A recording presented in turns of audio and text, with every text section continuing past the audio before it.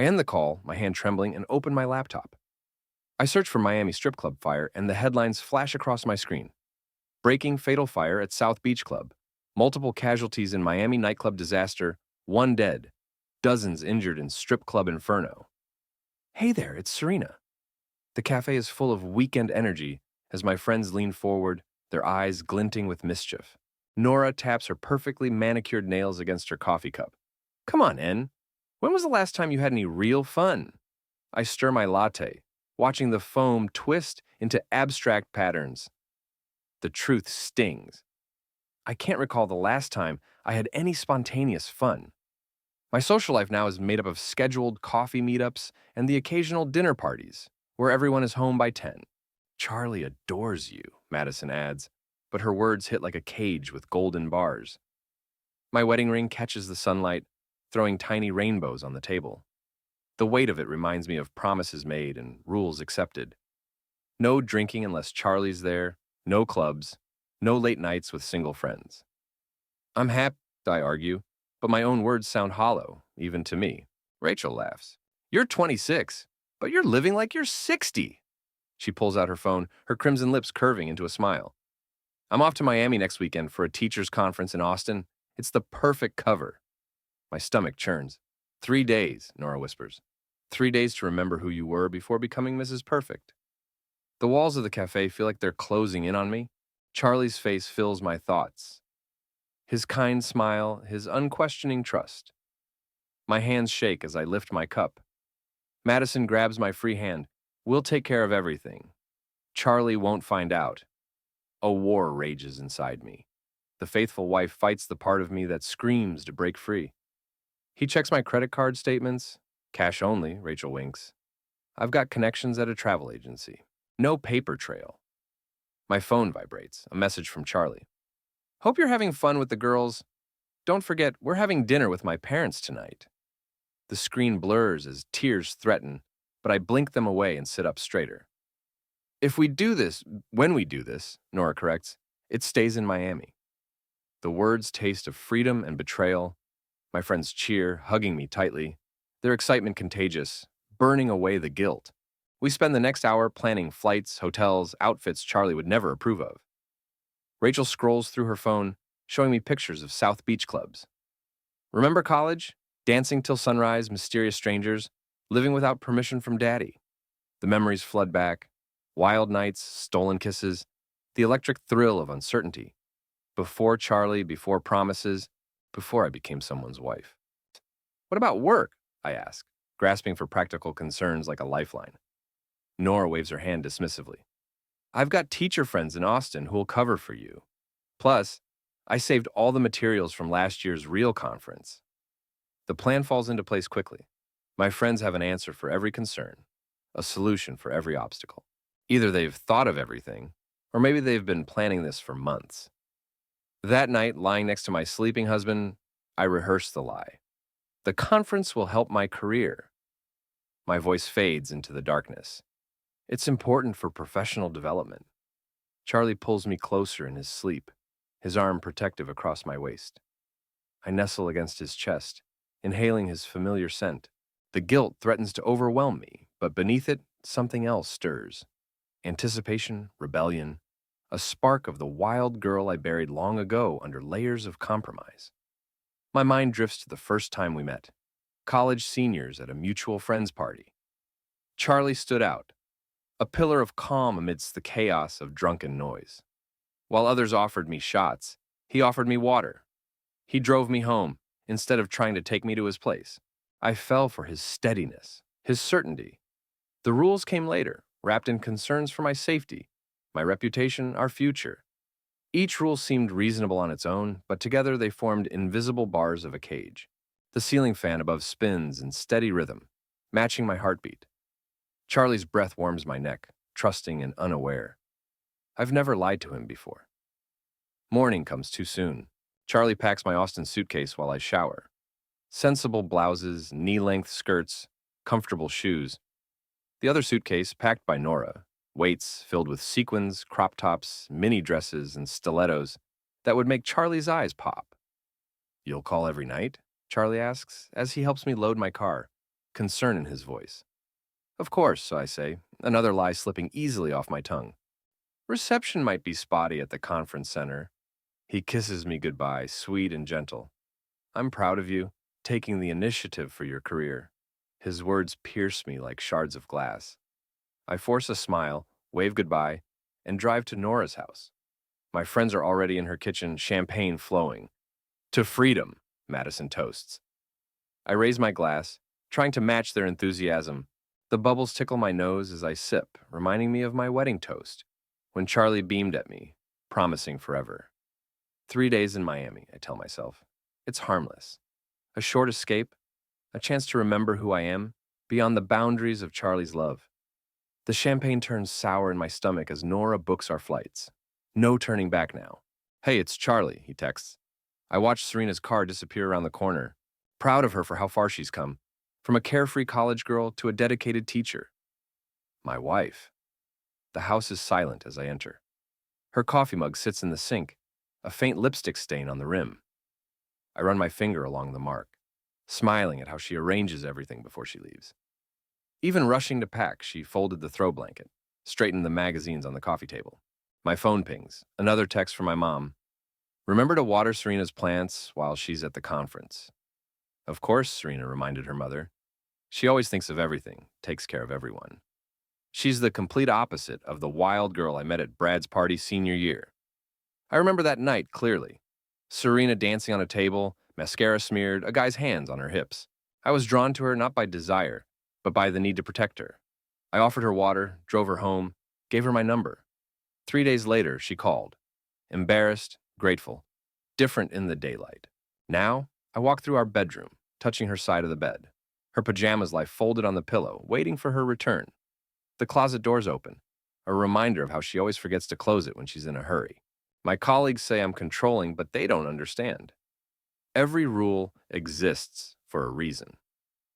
I pour myself coffee, remembering the night I almost lost her. 6 months into dating, her friends dragged her to a dive bar. A fight broke out and Serena got hit, needing 3 stitches above her eye.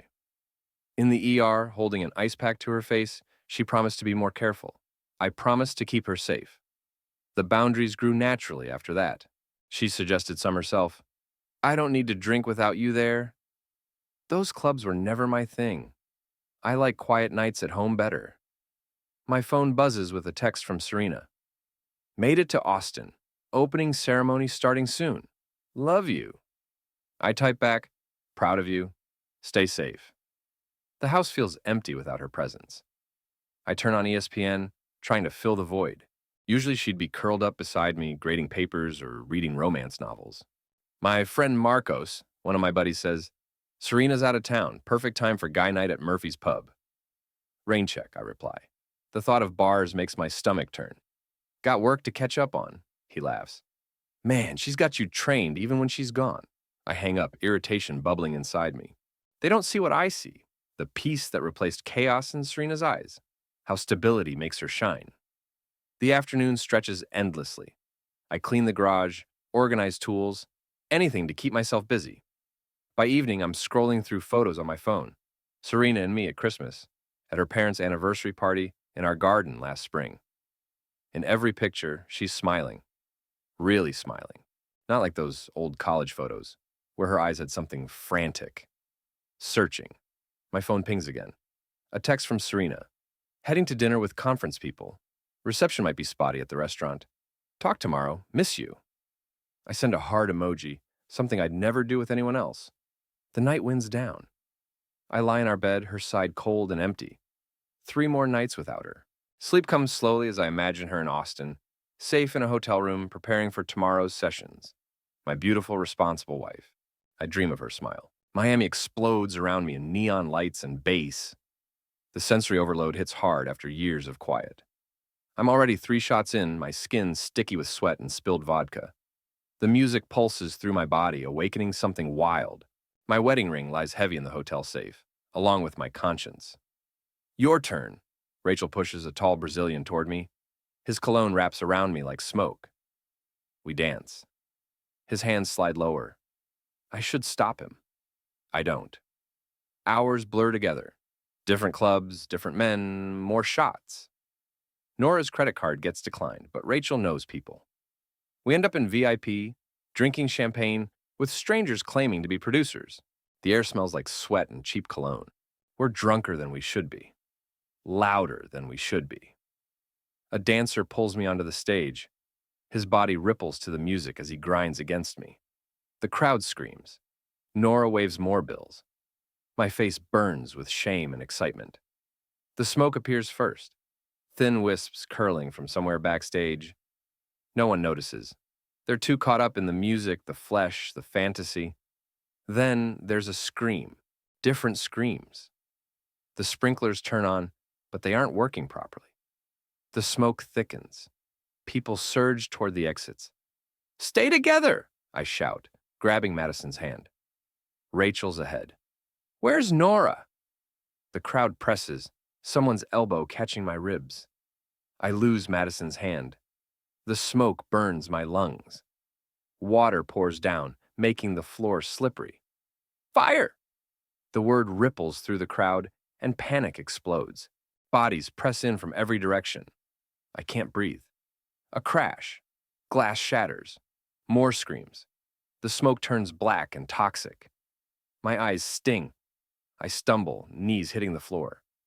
Someone steps on my hand. "Nora!" My voice vanishes into the chaos. The heat intensifies. Orange flames lick the walls. Somehow I find myself outside. The cool night air hits my smoke-scorched lungs. Next to me, mascara running down her cheeks. Rachel appears, coughing, but not Nora. Sirens wail and red lights flash. I throw up in the parking lot as firefighters rush by. My phone, somehow still in my hand, shows 8 missed calls from Charlie.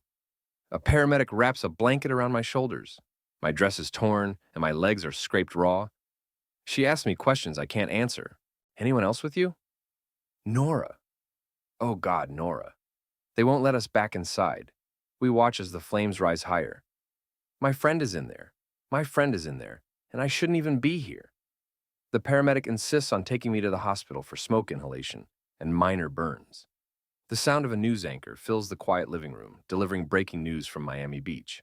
A deadly fire has broken out at Thunder Mail Review, a popular strip club in South Beach. Early reports indicate multiple injuries and at least one fatality as rescue efforts continue. I watch images of flames consuming the building, emergency lights turning the smoke crimson. My stomach turns, and I change the channel until I find a basketball game. Serena would tease me for watching sports instead of her romance movies. My phone shows no new messages from her. She's probably busy with conference sessions. I fell asleep around midnight, thinking of her, safe in her Austin hotel room. The sharp ring of my phone pulls me awake at 3:47 a.m. I fumble in the dark, expecting to hear Serena's voice, explaining poor reception at the conference. Instead, a woman speaks with calm professionalism. "Mr.